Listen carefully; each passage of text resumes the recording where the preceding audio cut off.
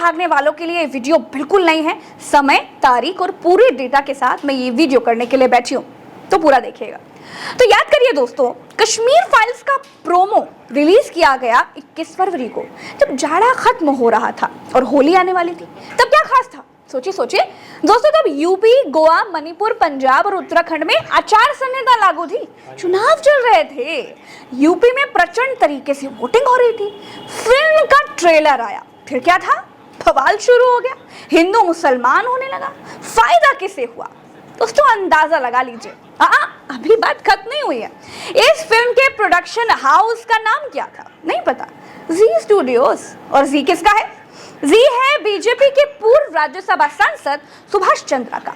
तो कश्मीर फाइल से फायदा किसे हुआ, भारतीय जनता पार्टी को, वरना फिल्म के मालिकों को चुनाव के समय ही फिल्म रिलीज करने का सपना आखिर कैसे आ जाता है भाई।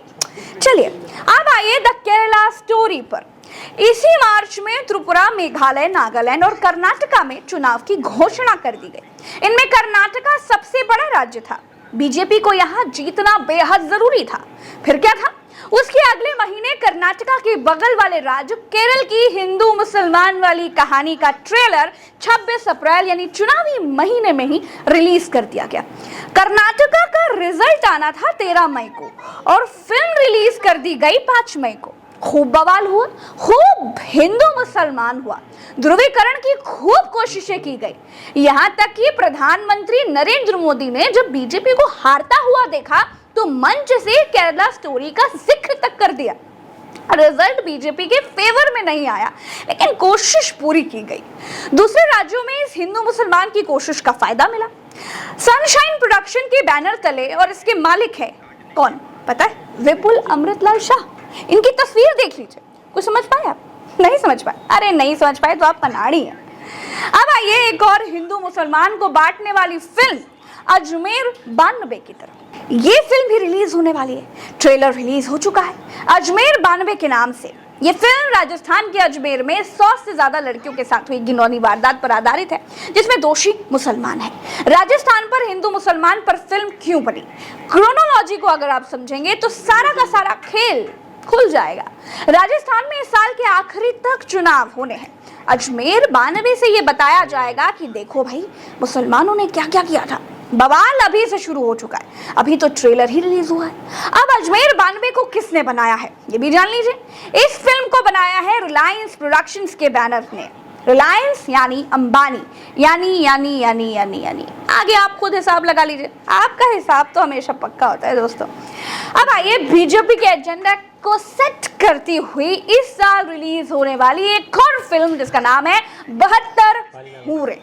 ये फिल्म किसी राज्य की कहानी पर नहीं बनी, किसी खास राज्य के मुस्लिम को टारगेट नहीं कर रही है, बल्कि पूरे देश के मुसलमानों को टारगेट करती हुई ये प्रोपेगेंडा फिल्म है, जिसमें 72 हूरों के बारे में बताया गया है। अब ये फिल्म किस काम पर लग गई है ये भी जान लीजिए दोस्तों। भारत में नेशनल स्तर पर इसी साल के अंत से ही लोकसभा चुनाव शुरू होने वाले हैं। 72 हूरों के डायरेक्टर वगैरह के बारे में डिटेल निकालेंगे ना तो कुछ ना कुछ जरूर निकलेगा।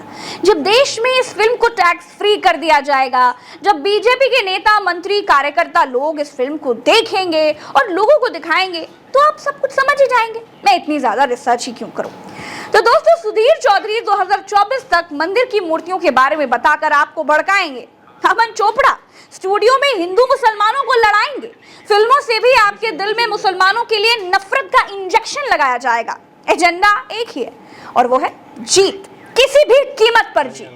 अगर बीजेपी के एजेंडा से हिंदू मुसलमान निकाल दिया जाए और राष्ट्रवादी वाला प्रोपेगेंडा निकाल दिया जाए तो देश के लोगों के इश्यूज पर चुनाव लड़ने के लिए जब आप कहेंगे तो इनके पार्षद तक जीतने वाले नहीं है।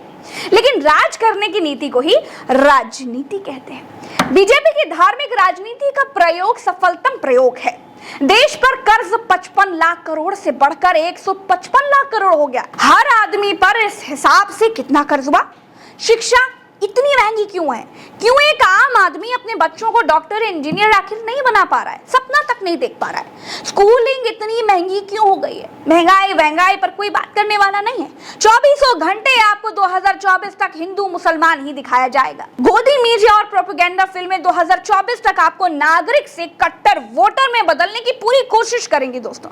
आप या तो कट्टर हिंदू बन जाइए या तो कट्टर मुसलमान बन जाइए। अगर आप